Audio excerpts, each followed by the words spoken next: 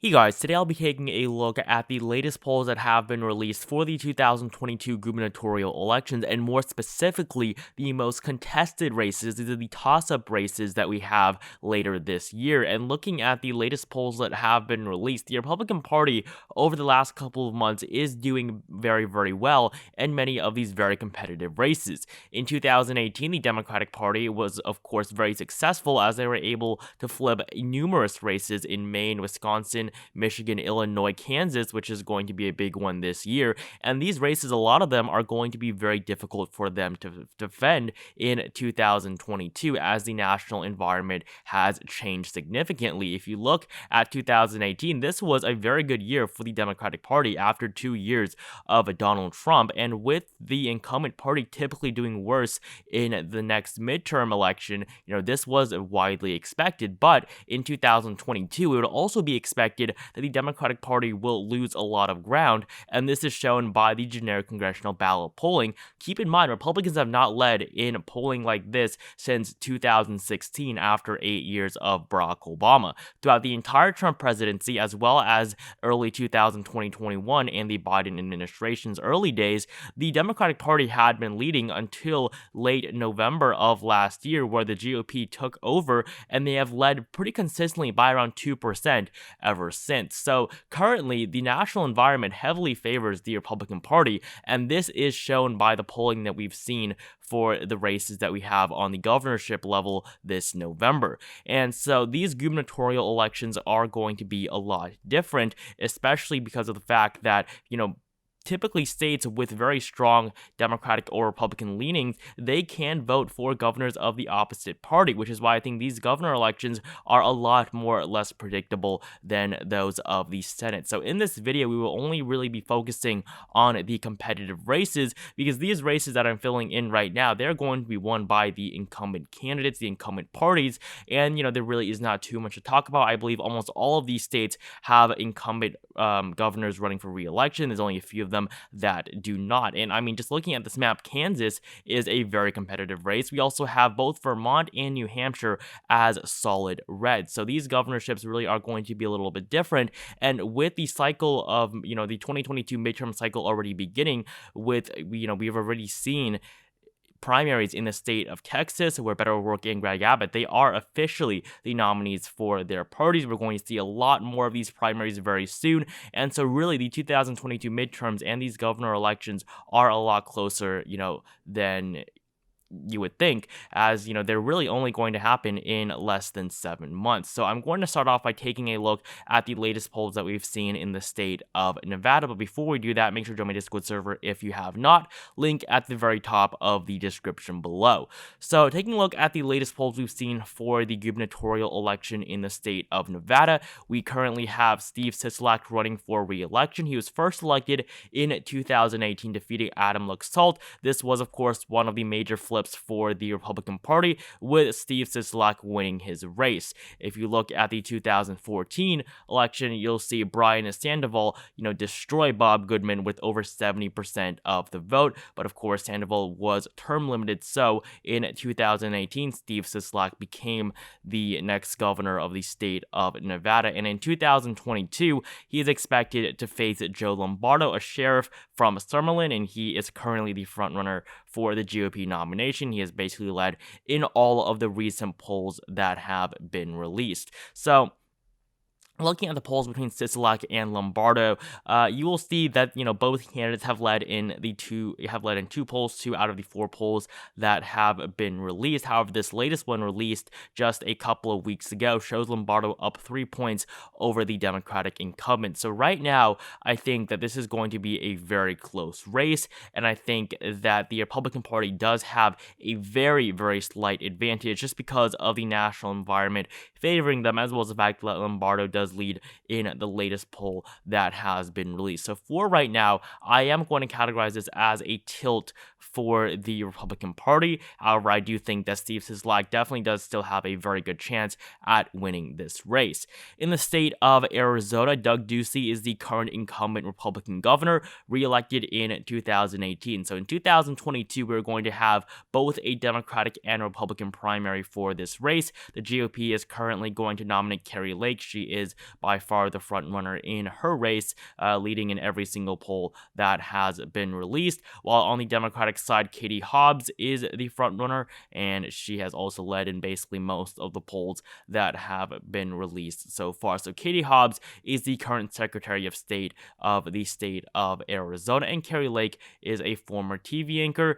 She is a lot more radical towards the right, and Katie Hobbs is a lot more towards the center. And I think that Katie Hobbs is a better candidate. I think that Kari Lake is probably one of the worst nominees the Republicans could put up. However, according to the latest polls that have been released, Kari Lake does actually lead over Katie Hobbs. And the latest poll is the only one that we've seen this year in 2022. But in my opinion, right now, the Democrats do hold a slight advantage. Kari Lake is going to have a lot of trouble getting support from independents. And remember, this is a state that just elected Joe Biden as well as 2 Democratic senators. So the state of Arizona is still shifting more and more to the left. So I do think that right now Katie Hobbs does have a very slight advantage in her race. But of course, I mean, just like the state of Nevada, these races could both go either way. It is still a little bit early, but we basically have the candidates that we're going to see. I forgot to fill in Minnesota there, but Minnesota is very likely to go to Tim Walz once again, who won the race by over 10 points last time. So Minnesota is definitely going to be in the likely column for the Democrats. But in the state of Arizona, I think that both of these races, Arizona and Nevada, they're going to be very close. And I think that it'll be very interesting to see results out of both of these states. But right now, I do think the Republicans have a slight advantage in Nevada and Democrats in the state of Arizona, at least on the gubernatorial level. On the Senate level, it is a little bit different.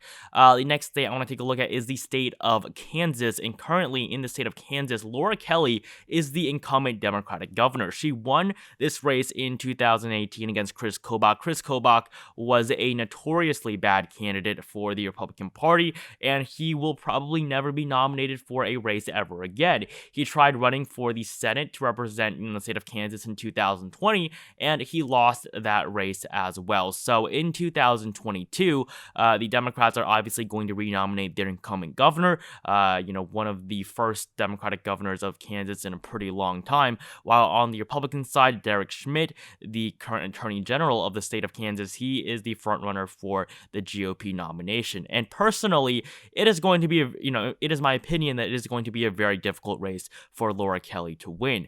At this point, Laura Kelly is a Democrat in a very Republican state. If you just look at the presidential results from Kansas, the state voted for Donald Trump by 14.7%.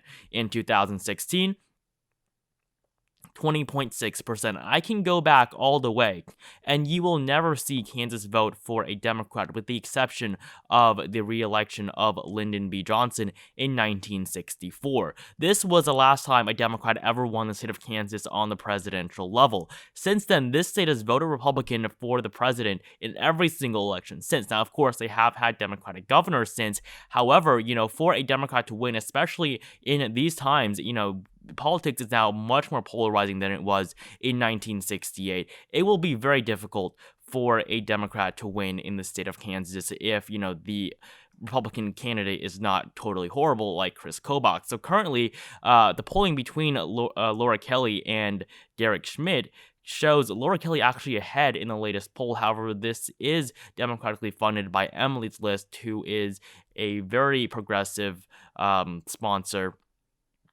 A very progressive super PAC. So, currently this poll obviously is very skewed to the left, while this other poll does show Derek Schmidt up by 4 with, no Republican funding or Democratic funding. However, these polls are both from September, so these polls really don't tell us too much.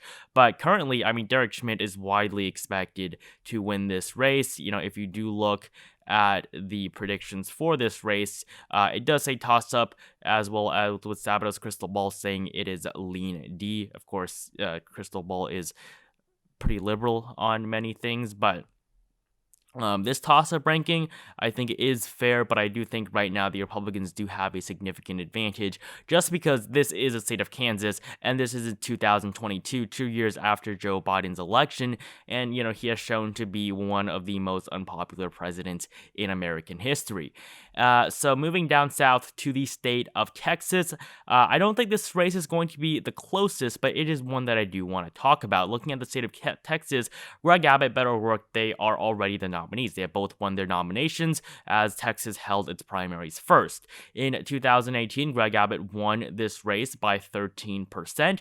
2022, I think it will be a lot smaller of a margin, even though, this will be an environment that favors Abbott a little bit more. However, Beto O'Rourke is a much better candidate. Beto O'Rourke, of course, was the former House of Representatives member who almost defeated Ted Cruz in 2018 in the Senate race. It was still around a 2% margin, but that was much better than any Democrat had done in a very long time. So looking at the Texas polls, you'll see Greg Abbott has led in every single poll that has been released out of the state. I think it is going to be very difficult for Beto O'Rourke to win this race. I think that he will get close. I think the race may be in the low single digits, maybe around 5%. That'd be a pretty good scenario for Beto O'Rourke. But right now, Greg Abbott is destroying O'Rourke in the latest polls that have been released. Although these aren't the largest of margins, nor are they impressive at all for the state of Texas. It does show the fact that Beto O'Rourke currently stands no chance in this race. Things may change in the next couple of months, but Greg Abbott has definitely been very unpopular at times, especially after the statewide outage and the huge storms they saw last year and how they were unprepared for it in the early months of 2021. That may damage Abbott, or something else that happens like that. But right now, Beto O'Rourke is trailing this race quite significantly. So I will actually categorize the state of Texas currently as being lean for the Republican Party. Now, moving up north to the Rust Belt here, starting off with the state of Wisconsin. Wisconsin, the problem for incumbent Tony Evers, who is running for re-election, not alongside Mandela Barnes. Mandela Barnes is running for the Senate, so he will have to choose a new lieutenant governor. But in 2022, the Republicans are currently poised to nominate Rebecca Kleefisch, the former lieutenant governor of the state of Wisconsin. And current polling between the two does show this is a very tight race. The latest polls released last August show Tony Evers +1, as well as an even race in the other poll that was released. Now, the issue here for Tony Evers is that Republican governors typically win, or Republican candidates for governor typically win when Democrats are elected on the presidential level and vice versa. This is a pattern you can see in many states, and Wisconsin is one of them, like we see in Virginia, where if the party that controls the presidency typically loses the governorship, and if you look at the state of Virginia, the only time that a Democratic governor was elected during the tenure of a Democratic president was Terry McAuliffe in 2013. And same thing in Wisconsin. Democrats typically lose if Democrats are, if Democrat is currently the president, and, vice versa. If a Republican is the president, like we saw in 2018, Tony Evers was elected as a Democrat. 2014, you had a Democratic president. Scott Walker was reelected as a Republican to a second term. So right now, I'm going to say this race does slightly favor the Republican Party. Now, one race that I think the Democrats do have the edge in currently is the state of Michigan, with Gretchen Whitmer running for re-election. She was elected in 2018 and currently is probably going to face off against James Craig, the chief of the Detroit Police Department. And so James Craig currently has trailed in most of the polls that have been released. The only one with him winning was this one, which was, funded by Trafalgar Group, which is a pollster for the Republican Party, as well as, this other one, which was funded by the GOP. And even these two polls funded by the Craig campaign themselves showed Whitmer leading in one of them in an even race. So I do think that Gretchen Whitmer, it does have a significant advantage in her race, but this is still Michigan. It can still be a very close race. And obviously, Gretchen Whitmer is not the most popular governor in the country. She has had very many controversies, but right now I think that she is doing relatively well. So I'm going to categorize this as being lean for the Dems. And in the state of Ohio, Mike DeWine is running for re-election. 2022 will be quite difficult for him. He does have to face off against Jim Bernacchi for this for the primary. He does have primary opposition, as Mike DeWine is not closely linked to the Trump wing of the GOP, but currently he is expected to win this nomination. At one point, it was looking like it was going to be very close, but Mike DeWine is probably going to win. And on the Democratic side, John Cranley is the current frontrunner. He is the former mayor of Cincinnati. And according to the latest polls, Mike DeWine does lead, and I do think that he will end up the leader in this race. However, this one poll that was released, at this point, early on in the race, nobody knew who McCranley was.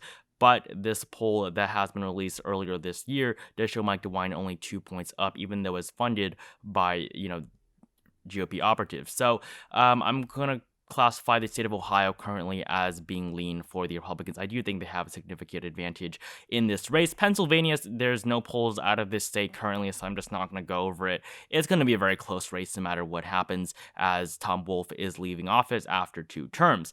Now, moving down south to the state of Georgia, we're going to have one of the most interesting races, of course, Brian Kemp versus Stacey Abrams in 2022.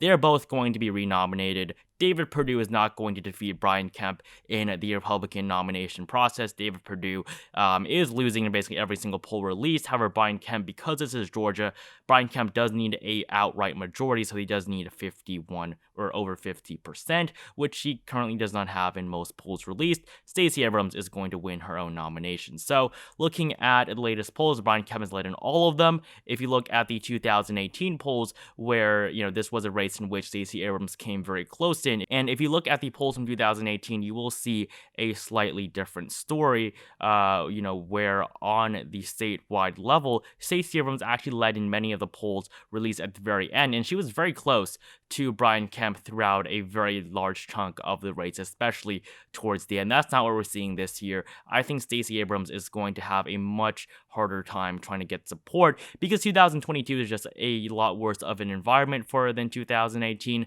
and Brian Kemp has basically gained back most of the Republican support that he lost after opposing Trump's attempt to try to steal the 2020 election in the state of Georgia. So I'm going to classify Georgia currently as being lean for the GOP. And finally, in the state of Florida, Ron DeSantis is running for re-election after a very close election in 2018. He is in much better shape now, though, in 2022, and he's fending off pretty well against Charlie Crist and Nikki Fried, with Charlie Crist currently being the frontrunner. He is the former governor of the state, currently in the U.S. House.